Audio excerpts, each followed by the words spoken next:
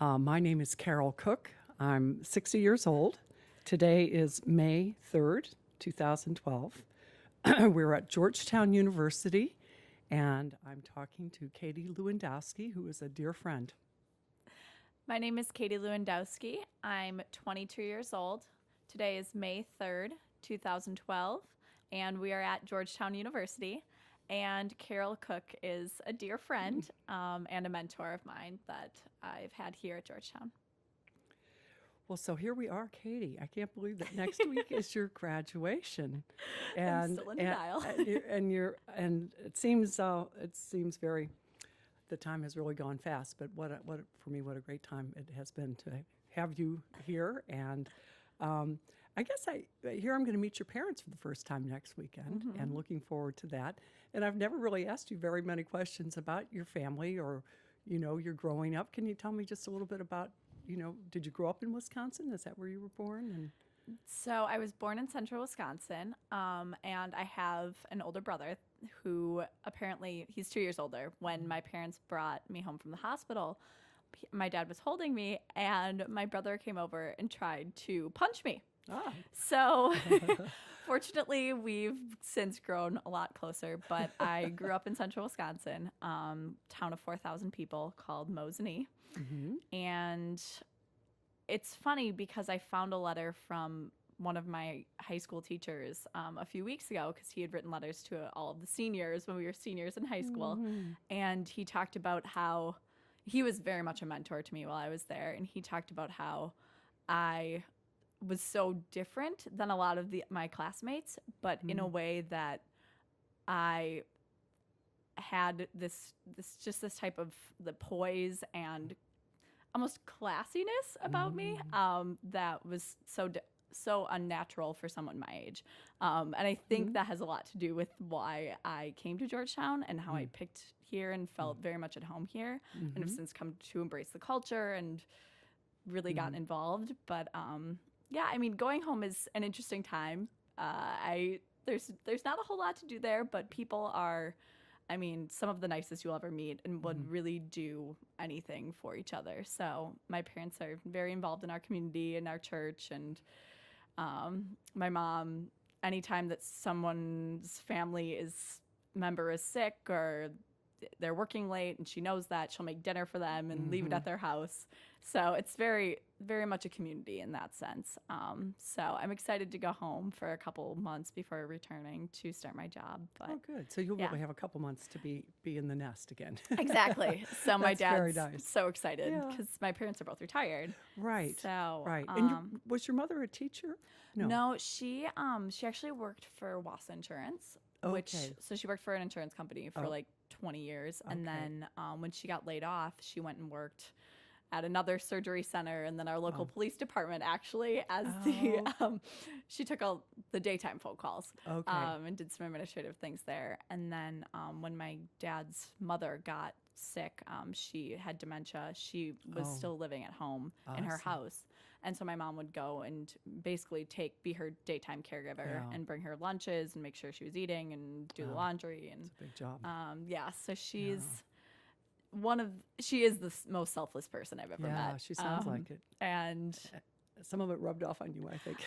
she was, I honestly have no idea how she did as much as she did when I was growing up.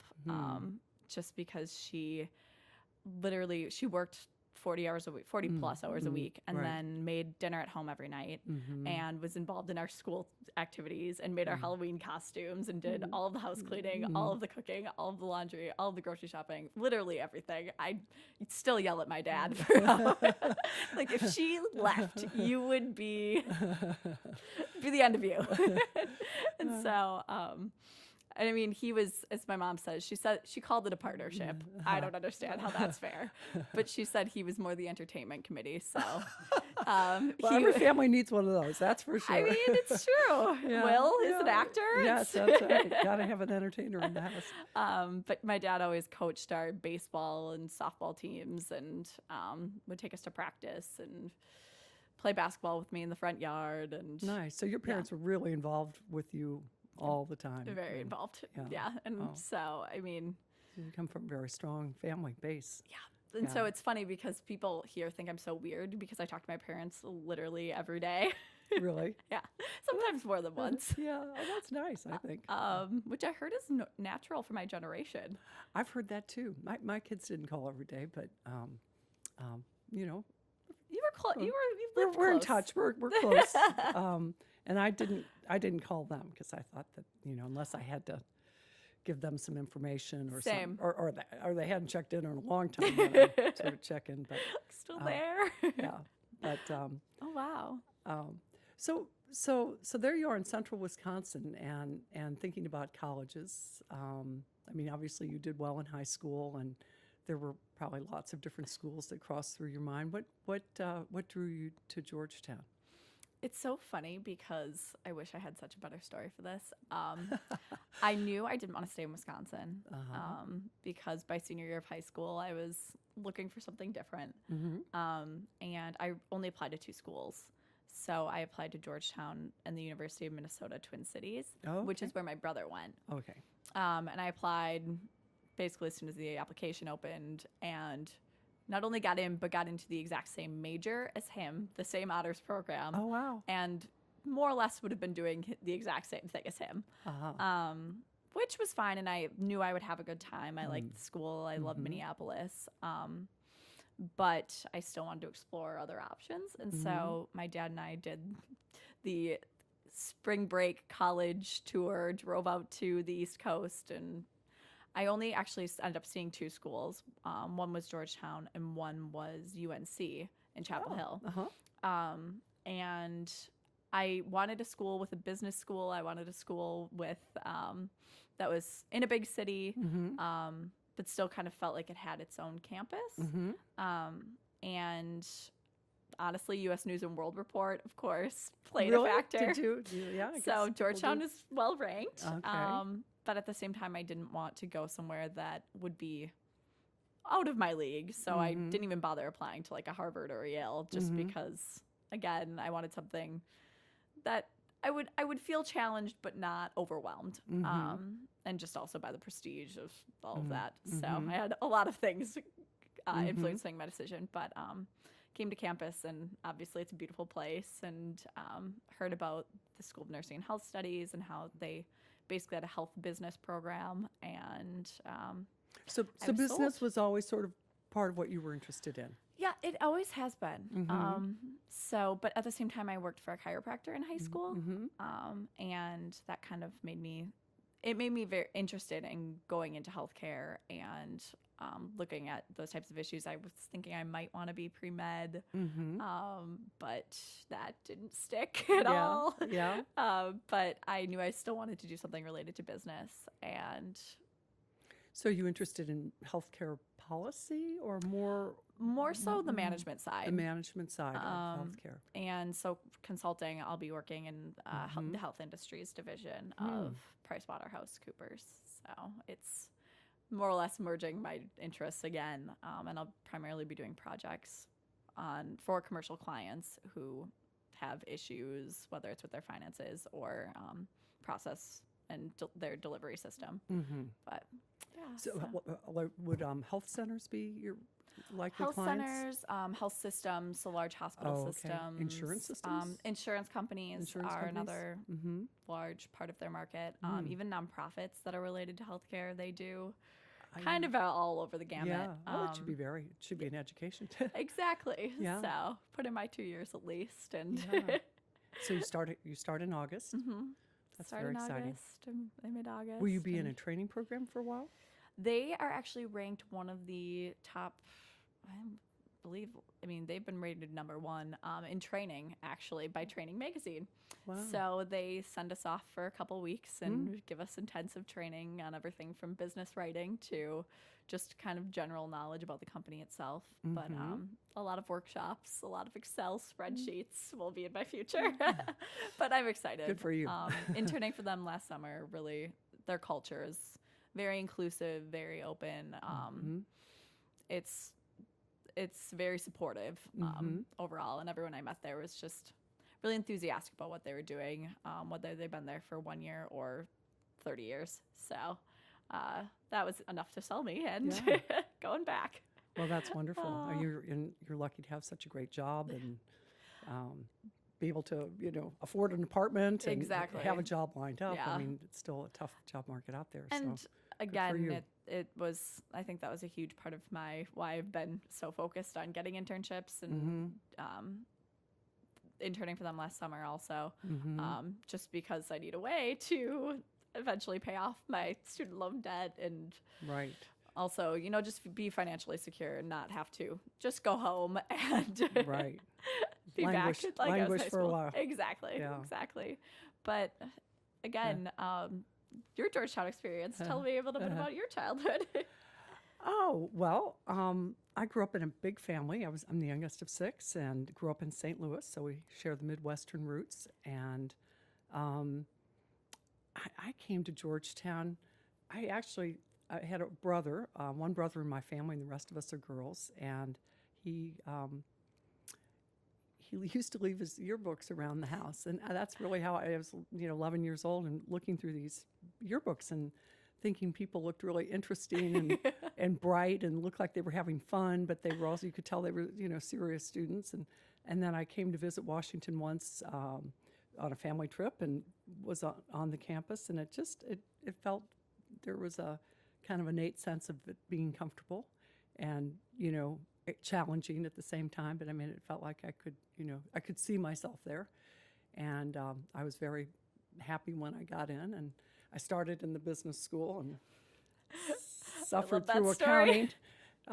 Yes, accounting did me in. It's chemistry for the pre-meds and accounting for finance people. But anyway, and got out of there as soon as I could and got into the English department, got into the college. And so the Georgetown experience for me was a wonderful one. I had wonderful professors, great friends who were from very, diverse backgrounds, and high energy people in a general way, accomplished people, interesting people, people that didn't take themselves too seriously. I always appreciated that. Would you say, do some of those characteristics sound familiar? Oh, entirely. Yeah, how would you characterize Georgetown today? And your community of friends. It's so funny because I didn't really ever. I think studying abroad made me realize just how different Georgetown is from a lot of other universities, in that everyone here is so motivated and so passionate about what they're doing. And to be in that culture, you really I came to take it for granted. And then I went abroad and I was with students who weren't necessarily, we're still passionate and motivated, but just not to the same extent that the culture is here at Georgetown. It's so supportive and inclusive, and, everyone's involved in so many different things and just so hardworking, but at the same time doesn't necessarily take themselves too seriously. And it's just so much more, everyone's so much more interesting than I could have ever even imagined in a lot of ways. And the culture here is, it's very vibrant, and I'm definitely going to miss having, being with people who will be up until 3 o'clock in the morning, just having conversations about meaningful life issues or, things that they're passionate about and studying in class. And it's such a unique place. And you plan to stay involved? Definitely. I actually just got the email about the alumni admissions program. Oh, good. So I'll be attending the information sessions during senior week. Very good. And on alumni class committee, I just also learned that I'll be the homecoming and reunion chair. Oh, good. Good. So good. They've got their hooks in. Good. Staying involved. That's great. Well, you have a lot of energy and a lot of talent, and I'm glad they've picked you out already. That's really good.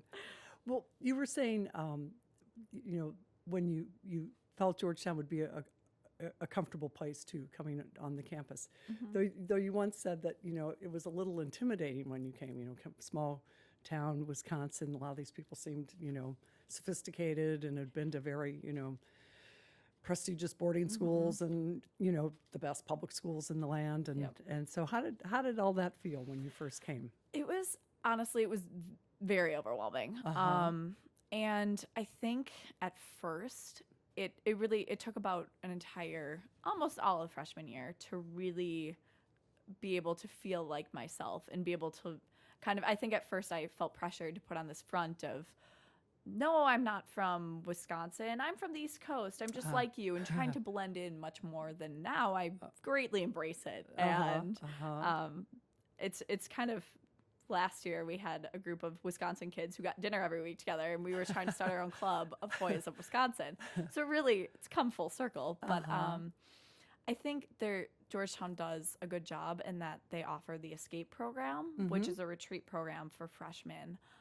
Because at first I think a lot of freshmen feel that way, where they have to put on this front of, I'm not homesick, I'm having a great time, I have so many friends, when a lot of times they are a lot lonelier than they would like to admit. And I know I definitely did that, and I felt that way. And until I went on the Escape overnight retreat, I didn't really necessarily know or feel like any of my other peers were feeling that way.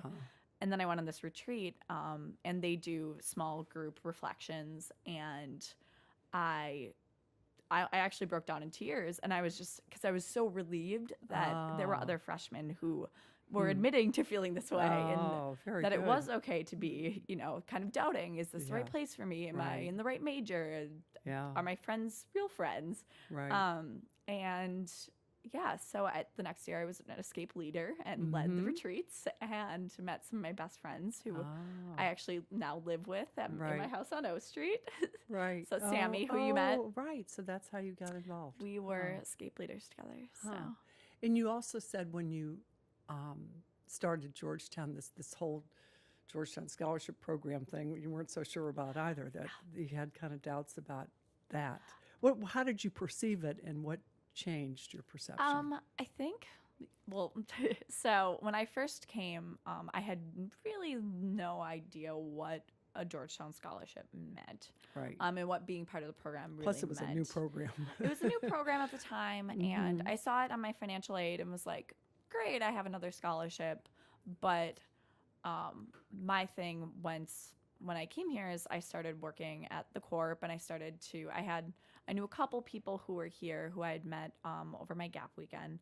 And so you came to visit on Gap weekend? I came to the Gap weekend. That's a good way and I think initially I thought there was much more of a stigma attached to it, and that this meant I was a poor kid, and this would just segregate me even more, when initially I was very much trying to blend in. I see. And so I think for me, at least, I was, a little put off by that, and was like, no, I don't really want to get that involved yet, because I don't really know what this is, and I don't want to become part of this group that, isn't involved in things, isn't included. And I took it to mean something entirely different than I've since come to know it as. And I think a huge reason why I did start going to events in sophomore year was I was much more comfortable with myself and much more comfortable with Georgetown. And I came to the reception, was actually one of the first events I went to. Is that right? When I met you, actually. The first reception in the fall. Yes, in the fall. So the big, what do we call it? The tailgate party. It was, the tailgate. That didn't happen outside. That didn't actually happen outside because there was a big rain, big storm. Oh, okay. We met in the conference room. Yes, we did. Oh, that's right. And so, honestly, you had a huge impact on why I... We just talked for a few minutes. Yeah. What were your first impressions of Carol? I just thought she was the coolest lady. She was... I remember talking to you, and I vividly remember this. We talked about Gold Star because you were telling me about how you could get reduced tickets to shows and things around DC. I just and learned I was that. like, and so you shared the email list with me. Oh, right. And I was just, you were so open and so welcoming and just seemed so down to earth. And you were like, oh, you have to meet Will, and you brought over Will and met him. And you were just so warm. And I think. I hadn't met any Georgetown alums at that point. Didn't really know what, I was kind of coming to know what GSP was, but, and wanted to get more involved. And then I met you, and I was like, well, if all of the donors are amazing and great like this, there's really no reason for me not to get involved. And just kind of from there, Oh, okay. Yeah. Oh, yeah, I do remember So- Gold Star. I forgot Yeah. that we got talking about theater, and we had just moved here, and I had just learned about this Gold Star, website where you can get your name on the mailing list, and then all these theaters. and I've since used it. Oh, I use it all the time. I get it Yeah. once a week, and check out things that I don't want to miss, and Exactly. theater and other museums and other great stuff that goes on in town. Yep. So. Yeah, well, we've enjoyed Washington together, haven't we? I know. We've, I'm sorry, Carol. Do you have first impressions of Katie. Yeah, well, I forgot a little bit about our first meeting. I mean, I remember her, and I remember the conversation now. I think when I felt like I really got to know Katie was Can you talk to each other? okay. When I felt like I got to know you was, beginning to know you well was when you came to be a speaker at the fundraising event that I did at my house, and you were among, I think there were 3 other speakers, and you were the youngest for sure. The others, I think Max was a senior, and I can't remember who the other one was, but anyway, first of all, I just thought you were pretty courageous to get up in front of a group of, adults and for that matter, probably very wealthy, prominent adults, because lots of them were in the room. That was why we had them there. We were looking for all of them to get much more involved in supporting Georgetown scholarship students and the program, and make sure that we could keep adding to the funds and keep opening the doors to more students. So I just thought you were a really game kid. I mean, I thought you had a lot of energy, and obviously you were smart and articulate and very friendly and exuberant, and you really sold the program in a great way, I thought, and I was delighted. And then we talked afterwards and discovered our Midwestern roots, that you were from Wisconsin, and it was at the party that we held was on November 12th, I remember. I remember that. And Thanksgiving was a few weeks later, and I think I asked you if you were going home for Thanksgiving. You said, no, I can't go home this year. And I had remembered for my own self when I came as a freshman, St. Louis was pretty far away. And Yeah. And I think I did go home my freshman year, but I never did after that again, and would, find friends. And I just remember thinking, oh, it's kind of lonely. And we were having, family in, and there's always room for more. So I said, come on for dinner and bring friends if you have any other friends that are on campus that don't have a place to go.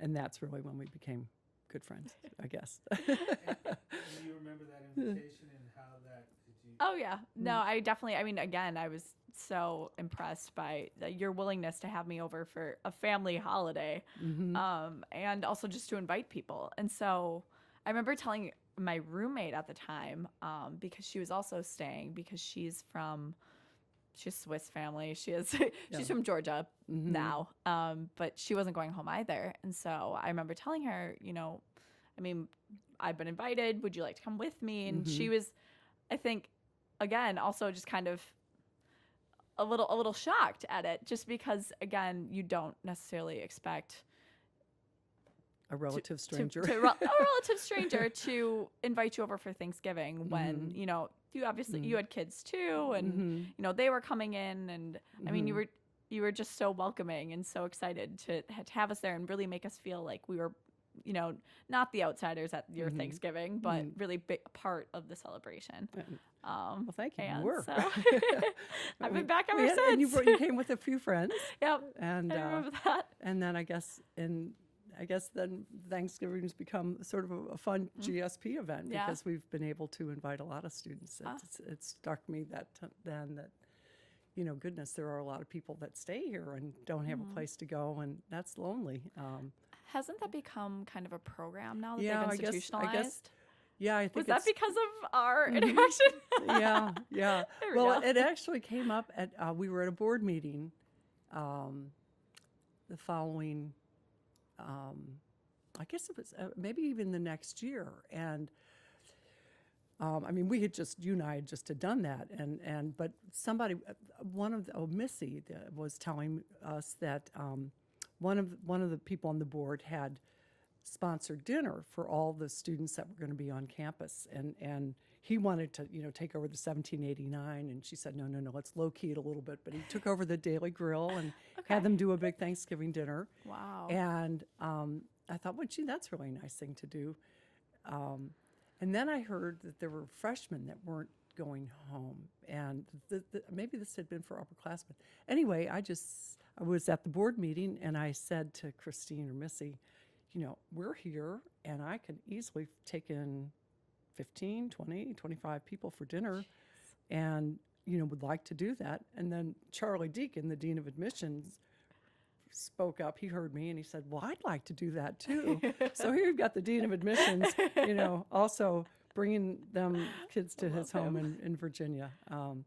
And so for us, I think it's, for me and for my family, it's been, the real joy has been in getting to know the students. And obviously we support this program financially, but it's because of, these remarkable, talented, dedicated students that we get to meet and hope to be part of their lives during the time they're here and after that too. Did you ever foresee, the program going the way that it has for you? In terms of your involvement, and when they first brought up the idea, I know you were there kind of from the get-go. Yeah, I was there from the get-go. Well, my own background was in undergraduate admissions and then later in fundraising at a university, Cornell, right? At Cornell. And so this was a real blend of all the things I was interested in, because it was, I think, my view of education and why it excites me is that, education is a good college education is for most people the route to a better life, a richer life, not necessarily talking financially, but just, a more meaningful life. And to be able to, offer a student, to be able to open doors to talented kids, and particularly students that, where the finances are a stress, to be able to support them and say, we can help you do this.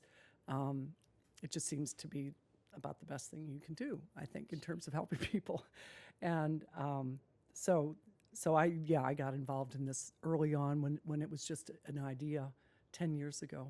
Wow. And Charlie Deacon, who's the dean, asked me, would I? And I said, absolutely. This is totally right up my alley. I'd love to be involved. So I have been ever since. Wow. But at that point, we were living in upstate New York, and so I didn't get to imagine that I'd get to spend as much time actually being with students and having them over to my house and asking them to dog sit and,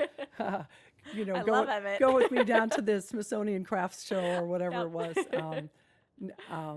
But I sure do appreciate that. I love being able to do that. So it's been fun for me. It's so funny because I call you my Georgetown mom, and I think people don't necessarily understand to what extent I really do feel that way a lot of that's times. Sweet, Katie. It's very touching. Especially since you're close to your own mother. I appreciate that even more. It's funny because I actually have a running joke that if I didn't love my parents so much, I would probably just ask you and Will to adopt me, which is a little strange coming from a 22-year-old. So no, we feel like you're part of our family. But that's why, you're such an inspiration to stay involved in Georgetown. And I started working for the Office of Advancement sophomore year, and that was kind of my first taste of reunions and homecoming and, kind of the behind the scenes of what it takes to make all of those events come together and kind of what happens on the in-between. Right. To keep Georgetown alums engaged and connected to the university and everything like that. But, just so much more tangibly, I feel so grateful to have had the opportunity to actually get to know alums like you and go to events like John Carroll Weekend. And so many things that so many other students don't necessarily get to take part in that have been so integral to my experience and have made it so much more special. So, yeah, no, but you got to give yourself credit for doing all that because you jumped in full, 2 feet first. Yeah. And I think there are probably other students that maybe have the same opportunity and don't embrace it the way you have done. Clearly, so many opportunities. You've really, your energy, your excitement about things, your your willingness to take on probably too much. You Yeah. probably take on too much, but you'll learn balance. You'll learn balance as you go along. I'll be there to remind you. Things like sleep are a necessary part of every day. Yeah. But you really, you have, to a large extent, created your own experience, and I admire you for that. You've done at a Well- very young age, you've recognized that, life is what you make it, and experience. I mean, not that we're in control, but what we do every day, and how we, how we put ourselves into things and put ourselves out for other people is really what gives life, the richness and the fun, I think. And you do that all the time. It's I have a lot to be grateful for, that's for sure. And it's so funny because I talked to some of the other GSP seniors, and like Devin Coman, for example, and I mean, she has also done so much with her time here, and I think there is just something so special about GSP students that I think it's because we see Georgetown as much more of a gift and much more of a blessing than a lot of other students who don't necessarily have the same, not necessarily that I feel indebted to Georgetown because of my financial aid and my scholarships, but I think is a sort of gratitude that makes us so much more excited about the things that we do here and really make us feel like we own our own experience, and that it is kind of our duty to get involved and to make this a better place. So That's a wonderful thing about the GSP program. so It's true. really true. Well, where I first heard that actually was from my daughter, who graduated in 2007, Katherine. And I was asking her, what were her impressions, because I think that might have been the first graduating class of GSP students. Actually, that was the first year we graduated class. And I said, what's your impression? And she said, oh, these are the kids that are the most active. They're the ones that are really idealistic. They're really, creating organizations. They're doing things for others all the time. They're the ones that are burning the midnight oil to make sure things get, these events get planned and things get done. And, they're involved in, DC Reads and all the great programs that really get Georgetown out into the city and helping, people who could use extra help. And, they're the movers and the shakers. And I thought, well, that's fabulous. I didn't know that this program, I didn't know it would be like that. Starting out, it was just the idea that you make this university education available to students who, who've done really well and earn the right to get in, and it shouldn't be money that keeps them from coming here. Absolutely not. So let's just get that out of the equation and make sure that the playing field is level, and anybody who, is admitted comes if they want to. Yeah. And so but I didn't know it was going to turn into this powerhouse of students that, move and shake and, start new organizations and do really meaningful things, not just, are really real committed members of this community and members of the city and, members of, their professional interests or their academic interests that they're people that really make a difference. Well, Big time. it's so funny because even opportunities like participating in StoryCorps today, it's something that's special for GSP students, and they really have done. Even since my freshman year, I've seen how much the program has grown into really trying to make the experience special for us and kind of making us feel like almost like a privileged group, and that we get to participate in things like this and meet with the donors and attend Fall Friday sessions where you chat with a donor about their life and their experience at Georgetown and, make professional connections. And so it's really become a program that's, it's not at all just about a scholarship. There's so much more that goes into that. Right. And not only community building, but also there's kind of an empowerment aspect of, you're not any different from any other Georgetown student. And Exactly. that, you can accomplish just as much, if not more. Right. And you deserve to be here almost more than they do. And so it's just, there's so much more that I've come to. I think that there's truth in all of what you're saying. I think that's true. And it's funny how, lots of schools have scholarship programs and scholarship. So how did this develop? I don't know how. I don't know how the magic came together. Well, it's a dynamic that, and there, you can probably see certain leaders helped it. Charlie Deacon is the dean of admission. Having this vision that, really wanting to particularly students who were, some first generation or, came from pretty stressed financial backgrounds.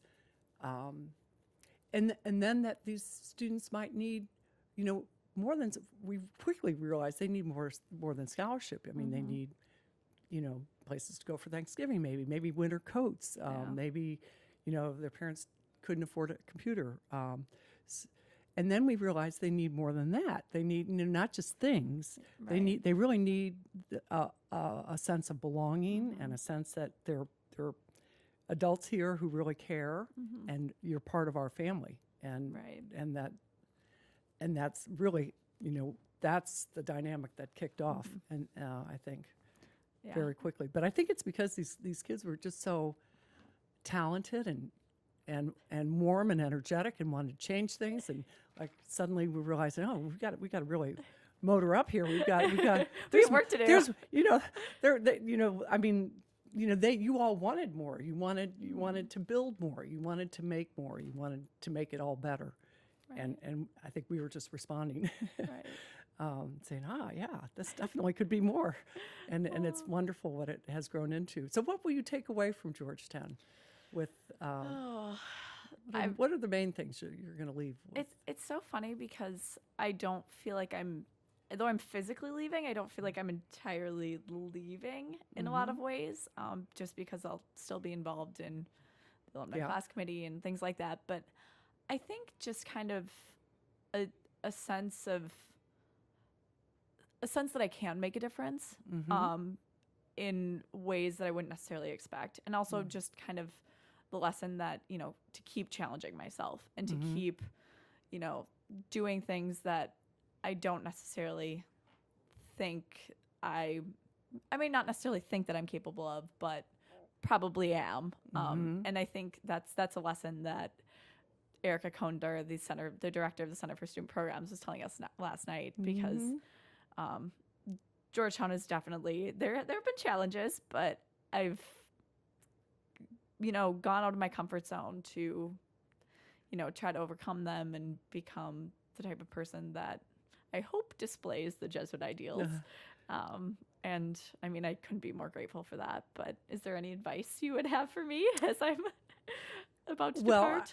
I as I said, I think you are a person who really invests yourself in things, and that's a wonderful way to be. So keep that up, no matter what direction your life goes. Invest yourself fully in other people and the culture, the community in which you are in, and take full advantage. You do that already. I mean, you set a remarkable course already, and I have no doubt you will face challenges in life. We all do, but I think you also are a person of great faith, and you have a wonderful family behind you. These are gifts, and you recognize that, and that those will shore you up in the rough times. And as far as staying involved, I mean, as far as the Georgetown experience, I mean, I think you and I probably both respond to things like the Jesuit ideals, the idea that we, in our own little circle, in our own little way, we try to make the world a better place. Try to do it without a lot of fanfare. Just do it, and I think that you will, those ideals will go with you wherever you go, and I have a feeling I'll be seeing you at things on campus and board meetings, and calling you to help out some other young person who's maybe having a rough time in the beginning, and that you would be the kind of person that would be a great mentor to another young freshman who feels they don't belong. And so I wish you well, and I'm happy you're not leaving town. That's the main thing. I could agree with that. Yeah. And that Thanksgiving, we've already got that planned for next year. We do.